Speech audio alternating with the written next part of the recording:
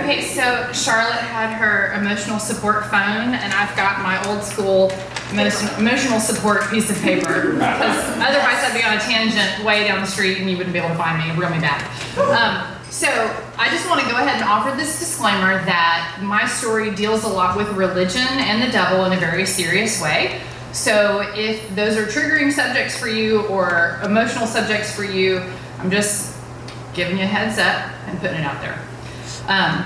So thanks to Corinne's introduction, many of you already know a lot about me, and some of you I'm friends with and already know a lot about me. So let's lay the facts on the table, the things that you probably know about me or know of me. Number one, I love to do yoga. I love to ride my bike. I love triathlon. I love running, all those sportsy types of things. Number two, I love skulls. Yes. It's not just for today, it's a lifestyle. I love Christmas. I really go over the top and decorate my house for Christmas. Every time I bring something new home, my husband's like, seriously, more? We need more shit. And I love to dress up for Halloween. And yes, love it every year. And for the last like 5 or 6 years, I've been a zombie of various shapes and sizes, usually like pop cultural zombies, Robert Smith of The Cure zombie, Britney Spears zombie, to participate in the Thriller Dance with Pilar and also the 5K with the Boys and Girls Club. So here's something that you may not know about me. Not a lot of people do know about this, but it all started when I was 6 years old. When I was 6 years old, it was January, I just had my birthday, and my mom sat me down, had a very serious conversation with me, and said that we would no longer be celebrating Christmas, Halloween, Thanksgiving, Easter, July 4th, Labor Day, Groundhog Day, my birthday, pretty much any other day, except wedding anniversaries, those were okay.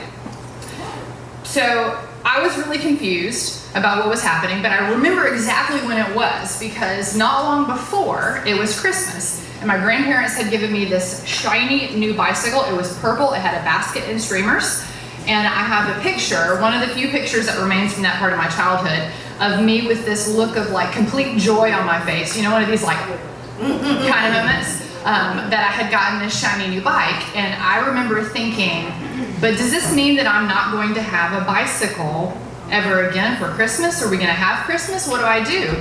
And all these ways that as a child you mark time, like school and summer and Christmas and holidays and parties and birthdays, like as a kid in your head, that's how a year goes. And I wasn't going to have any of that, and I didn't really understand why. All I knew is I was pretty sad about it. So she finally got down to the point of what was happening, and the reason we were no longer doing all this is that because my mom had decided that we were going to join a cult. And this is not a joke, I'm serious. And they don't self-identify as a cult, but having spent 18 years of my life in that faith, I can tell you they're a cult. So holidays aren't really the only thing that changed in my life. All of a sudden, everyone in our congregation was very concerned, like seriously concerned about ways that the devil could come into your life, like it's a thing. So let's talk about some of the ways that the devil comes into your life. What does the devil love? The devil loves yoga. The devil, yes. Because when you open your mind, you know, all that clarity that you get from yoga, the devil, that's an invitation. That's like writing the card and saying, please come in, come on in. I've got an open mind, come on in. The devil also loves competitive sports. Yeah. Because especially winners, if you're a winner, you're prideful, and being prideful is kind of a sin. So the devil loves competitive sports. The devil loves pop music. And look, I got that, right? I can totally see it. Sex, drugs, rock and roll. Yes, I'm here for it. The devil loves pop music. When I was a teenager, I had CDs on my dresser, like the good stuff, the stuff that I was allowed to listen to, like Debbie Gibson and Whitney Houston and the Bee Gees. Although, as an adult, thematically thinking about some of Whitney Houston's lyrics, you're like, really? You let me listen to that? But you won't let me listen to some other stuff? So I hid under my bed this box as most teenagers do, thinking my parents will never find this box under my bed. But of course they did. And in my box, I had fun stuff like cutouts from magazines of the Calvin Klein underwear ads, right? You remember from the 80s? And also like my music that I really liked. And I realized that they found my box when I came home one day, and I vividly remember the cover of the REM album Monster. You know, it had like a bear on it. It was crushed, like they had stomped it, and said that I could no longer listen to REM and Tori Amos and Depeche Mode and all this stuff because it's pop music and it's thematically inappropriate for someone like me. Another way that what the devil really likes is boys. The devil loves boys, especially riding in back seats of cars with boys and being alone with boys and spending time with boys. The devil really likes that. And so I was not allowed to date, technically ever, because you had to be of marriageable age. You had to be of marriageable age to date. And you know, at 17, I wasn't ready to get married, so I was really never allowed to date until I left the faith. But you know, that didn't stop me from riding in cars with boys.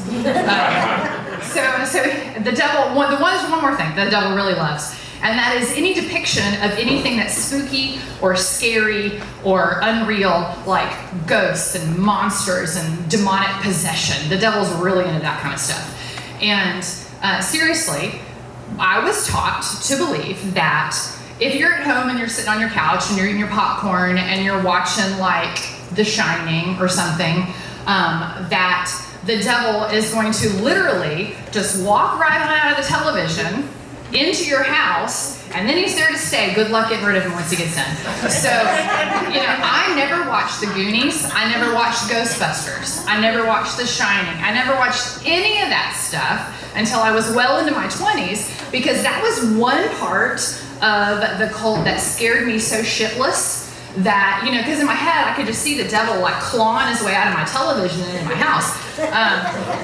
So I still have never seen The Shining. But these were all things that I knew existed in the world. I knew holidays existed. You know, my friends at school were having holiday parties. They were talking about these movies that I'd never heard of. And so I didn't really I had this disconnect of my life versus real life. And here's where I'm going with this long rambling story, and that's why I have my cheat sheet. I want to ask you if you know who else, perchance, in this world might have grown up in the same cult that I grew up in. I know Corin does because she's heard this story. Anyone else? The author of everyone's favorite Halloween dance, the king of pop, Michael Jackson. Ooh. Yes. Okay. You get your phones out. You can Google me if you don't believe me. It's true. Yeah. It's true. All right. So who else grew up a Jehovah's Witness? Supermodel Naomi Campbell. We have, let's see, I might get my list here. Megadeth guitarist and frontman Dave Mustaine. Rapper Donald Glover, aka Childish Gambino. And the purple one himself, Prince. Yes, all grown up and then left. So honestly, this is where this is going. I really don't know if I would be into and down with all the cool devil thrilling things that I'm into now, yoga, bicycle riding, etc. If I had not grown up with the absence of them, right? That's the big question. If I had grown up with all those things in my life, would I have skull t-shirts that I wear constantly? Would I, love to dress up for Halloween? Would I be so over the top with Christmas and all these other things? Would I insist on being a zombie every year? Probably, because it's fun. It's fun. I mean, let's be real, it's fun. But I grew up in this cocoon of such exclusive things you can and can't do. I was taught to hate so many people and so many things, to not love so many people and so many things. We were taught not to love gay people. We were taught not to love educated women. I'm talking college education here. We did not say the Pledge of Allegiance. We did not love anyone different than us, and I mean Buddhists, Baptists, Muslims, Jews, Methodists, all of the above. And all of that shaped my life into the person that I am now, who is someone who is very open and very loving and very kind and very considerate. Thank you. And just someone who is willing to accept everyone and everything regardless. It has made me a fun person. It has made me an interesting person with a story to tell, and it has made my life thrilling.